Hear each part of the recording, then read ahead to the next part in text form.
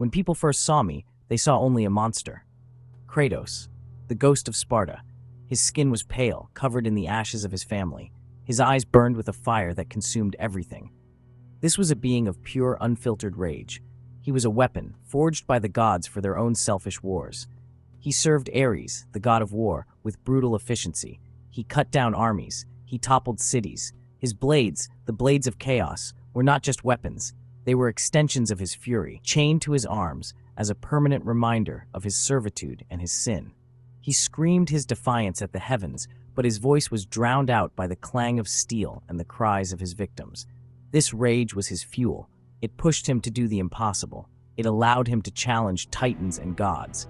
But it was also a cage. Every victory was hollow. Every enemy slain only deepened the emptiness inside him. He was a storm of destruction, a force of nature with a single, terrible purpose: vengeance. He wanted the gods to pay for their manipulations, for the trickery that led him to kill his own wife and daughter. This singular goal blinded him to everything else. He saw the world through a red haze, where every obstacle was an enemy, and every interaction was a conflict waiting to happen. He was a simple character then, driven by a simple, powerful emotion. Looking back, that simplicity was the most terrifying part. There was no room for doubt, no space for compassion. He was a blunt instrument. When the gods betrayed him, as they always do, his rage simply found a new target. He climbed Mount Olympus not for justice, but to tear it down stone by stone. He saw his own pain reflected in the world and sought to destroy it all. His journey was a downward spiral, a descent into a hell of his own making. He became the very thing he hated, a cruel, tyrannical god who ruled through fear and violence. He was trapped in a cycle, and he didn't even know it. Strength for him was purely physical. It was the ability to overpower, to dominate, to destroy. He could not imagine another way. This was the curse of Sparta, the lesson taught to him from birth. Show no weakness, feel no pain. He was the perfect soldier, the perfect killer. But a man who feels nothing is not a man at all. He is a ghost, haunting the world with the memory of what he lost. He was a cautionary tale, a walking tragedy. The world knew him as the god of war, but he was a slave to his own past, chained to a memory that would never let him go. The rage was all he had left, or so he thought. Even in the heart of the storm, there were moments of quiet, fleeting glimpses of the man buried beneath the ash and scars. After the endless slaughter, Kratos would sometimes find himself alone with his thoughts. These were the moments his rage could not protect him from.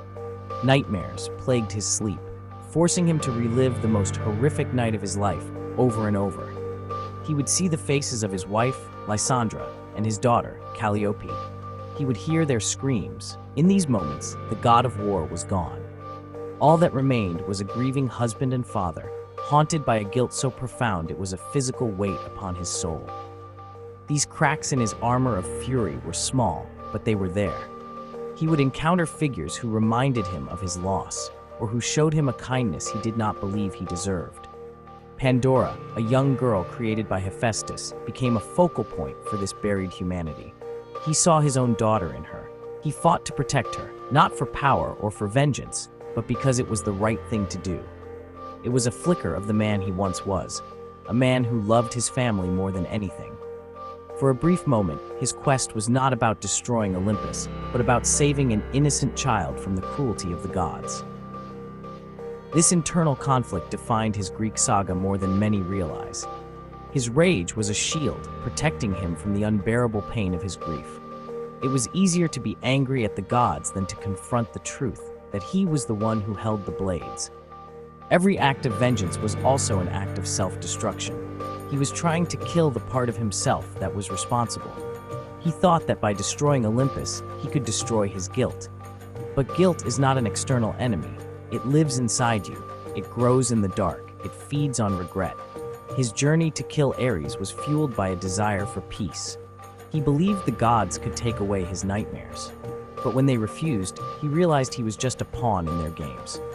This betrayal solidified his rage, but it also planted a seed of understanding. The gods were not worthy of his worship or his service. They were flawed, selfish beings, just like him. His war against them was, in a way, a war against his own worst impulses.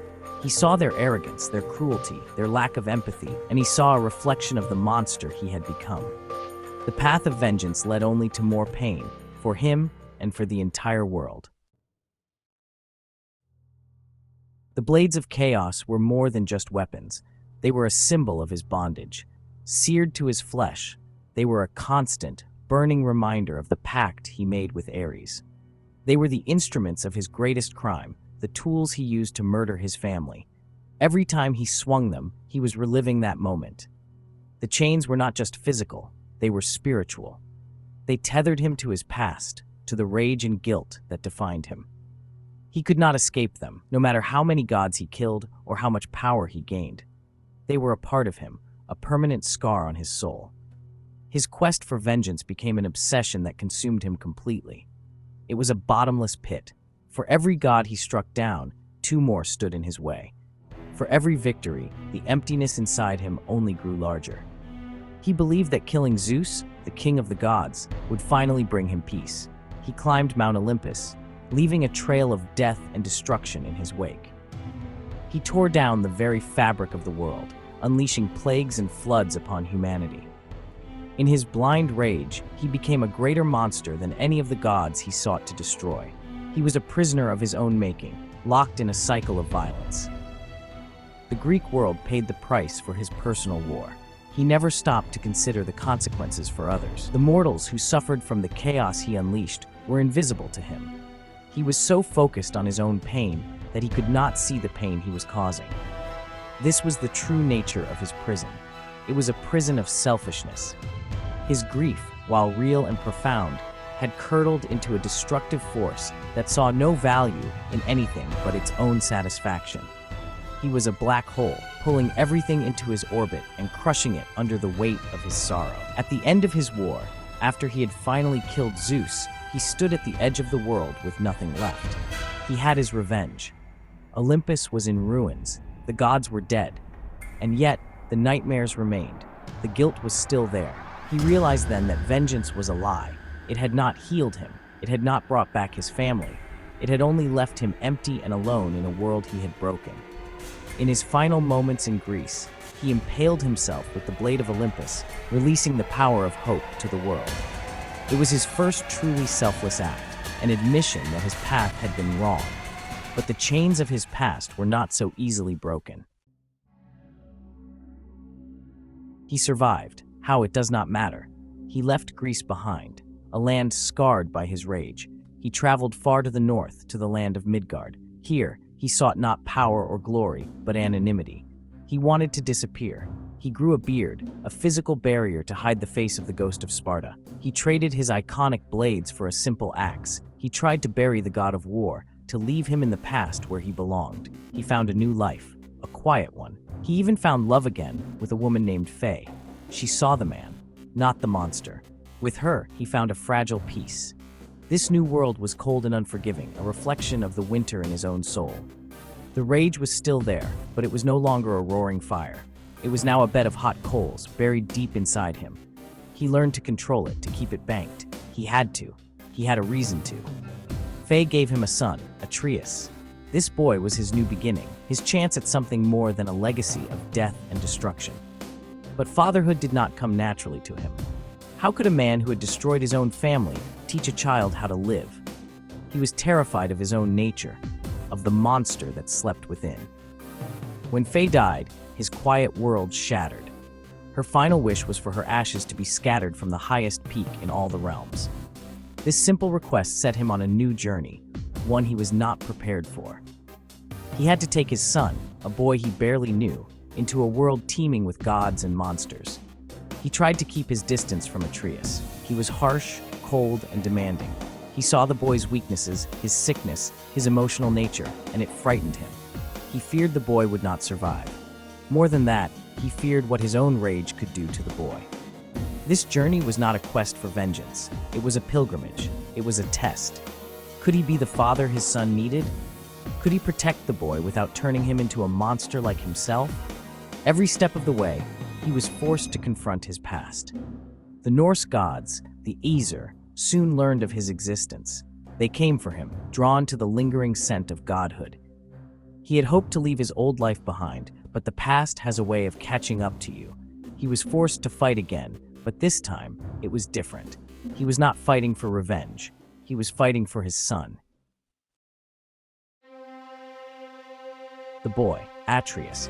He was everything Kratos was not. He was curious, compassionate, and quick to trust.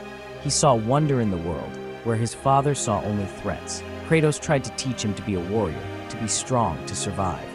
Close your heart to it, he would say, a mantra for suppressing the very emotions that made his son so human. He believed that feelings were a weakness, a liability in a cruel world.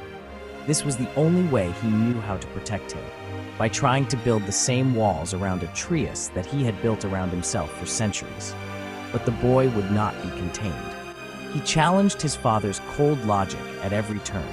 He asked questions Kratos did not want to answer. Why did we have to kill him? He would ask after a fight. He grieved for the creatures they had to slay.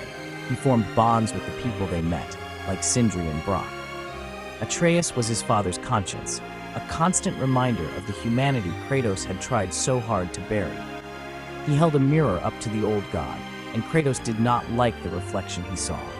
He saw a cold, distant father, repeating the mistakes of his own past.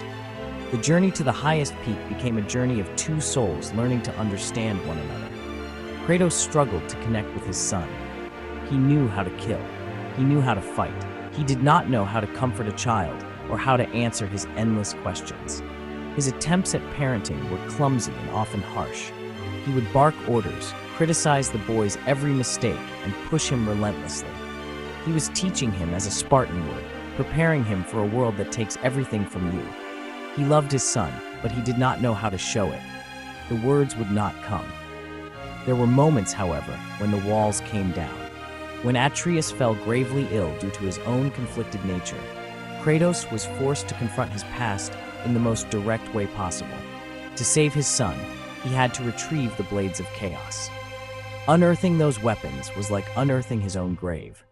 The chains wrapped around his arms once more, and the memories came flooding back. But this time, he was not picking them up for vengeance. He was picking them up for love. He would become the monster again for the sake of his boy. This act was a turning point, a sign that his priorities had fundamentally changed. As they traveled, Kratos began to see that his old ways were failing. His lessons of emotional suppression were not making his son stronger. They were making him sick. Atreus' rage, when it finally boiled over after learning of his own godhood, was a terrifying echo of Kratos' own past. He saw his son become arrogant, cruel, and dismissive of life. He saw the monster he feared taking root in the person he loved most. It was in that moment that Kratos understood. He could not teach his son to be a warrior by telling him to feel nothing. He had to teach him to control his emotions, not to deny them. This required Kratos to do something he had never done before: open up. He had to be vulnerable. He started to share stories, not of the god of war, but of the man. He told Atreus of his own mistakes, of the cost of his rage. He admitted his fears. "We will be the gods we choose to be," he told his son, "not the ones we have been." This was a revolutionary idea for him. For his entire life, he had been defined by his past, by fate, by the prophecies of others. Now, he was suggesting that they could write their own story, that they could choose to be better. The journey forced Kratos to rely on others, another lesson he was slow to learn. He had always been a solitary force, trusting no one. But in Midgard, he found allies: the dwarves Brock and Sindri, the witch of the woods Freya, and even the severed head of Mimir. Mimir, especially, became a crucial companion. He was a wellspring of knowledge and wisdom, but more importantly, he was a friend. He mediated the arguments between father and son. He offered perspective. He challenged Kratos' worldview, forcing him to think beyond simple solutions of violence. Kratos learned, slowly and reluctantly, the value of companionship. By the end of their first journey together, Kratos had changed profoundly. He was still a formidable warrior, but his strength was no longer measured solely by his physical power. It was measured by his restraint. It was measured by his willingness to listen, to learn, and to grow. When he finally told Atreus about his past, about how he had killed his own father Zeus, It was not a boast. It was a confession. It was a warning. He was entrusting his son with the worst parts of himself, hoping that the boy could learn from his catastrophic mistakes. The father was finally becoming a teacher, and the god was finally becoming a man again. The arrival of Ragnarok brought with it the crushing weight of prophecy. Kratos had seen a mural at the end of their first journey, a prophecy that depicted his own death in his son's arms. For any other man, this might have been a cause for despair. For the old Kratos, it would have been a challenge to be met with violence, an attempt to kill fate itself. But the new Kratos reacted differently. He did not fight the prophecy. He accepted it as a possible outcome. His focus was not on saving himself, but on preparing his son for a future without him. His own life was secondary to Atreus' survival and well-being. This fear of the prophecy governed his every action. He resisted going to war with Asgard. He tried to keep Atreus close to protect him from the schemes of Odin and the other Aesir gods.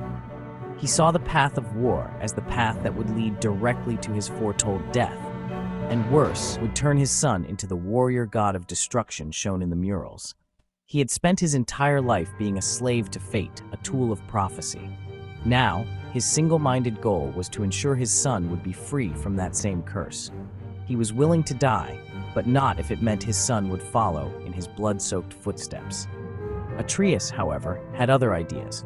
Driven by his own need for answers and a youthful desire to be the hero, he pushed back against his father's protectiveness. He sought out his own path, secretly working with Odin and seeking to understand his Loki heritage. This created a new rift between them. Kratos saw his son's actions as reckless, a direct defiance that would lead them both to ruin. He struggled with a new kind of challenge: how to guide a son who was becoming his own man, a son who would not simply obey orders. He had to learn to trust Atreus, even when he disagreed with him. This struggle against fate became the central theme of their final Norse adventure. Kratos' old instincts screamed at him to take control, to force his son to stay, to fight anyone who threatened their peace. But he held back. He remembered the lessons he had learned. He listened. He debated. He even allowed his son to make his own mistakes. He realized that true strength wasn't about controlling the future. It was about having faith in the people you love. His battle was no longer against gods or monsters. It was an internal battle against his own fear and his deep-seated need for control.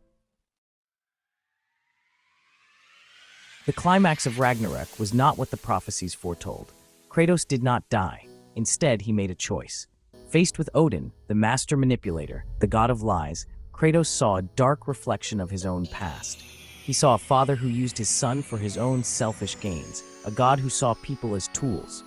In that final confrontation, Kratos was not fighting just for his life or his son's life. He was fighting to break the cycle of divine cruelty, the very cycle he had once embodied. He fought with controlled fury, with purpose, and with a clarity he had never possessed before. The most powerful moment came after the battle was won. Atreus revealed a final shrine, one Faye had hidden. It showed a different future from the one Kratos had feared. It did not show his death. Instead, it showed him being revered, loved, and worshipped, not as a god of war, but as a god of hope, a rebuilder, a protector.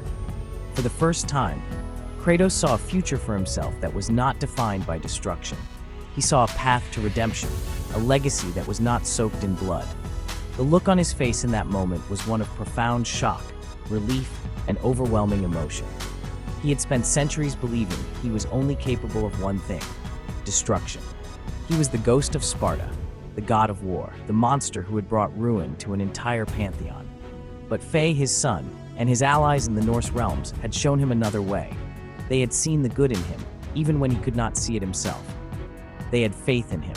By shattering the prophecies, he had shattered his own self-perception. He was not doomed to repeat his past. He could choose to be better. He could build, not just break. He could inspire, not just intimidate. His final conversation with Atreus was the culmination of this entire journey. He let his son go. He understood that Atreus needed to find his own way, to complete his own journey. There was no anger, no fear, only love and support. "You are ready," he told him, and in those words, there was the pride and trust of a true father. Kratos was left standing alone, but he was not empty. He was filled with a new purpose. The war was over, but his work was just beginning. He had to help rebuild the realms he had helped to save. The god of war was dead. In his place stood something new, something better. The question remains, can Kratos truly escape his past? The ashes are still on his skin. The scars are still there. The blades of chaos still hang on his back, a silent reminder of the monster he was. The past is never truly gone. It is a part of his story, a part of who he is. But he is no longer its prisoner. He has learned to carry its weight without being crushed by it. He has transformed his guilt and regret from a source of destructive rage into a source of wisdom and empathy. He knows the cost of violence better than anyone, and that knowledge is now his greatest strength.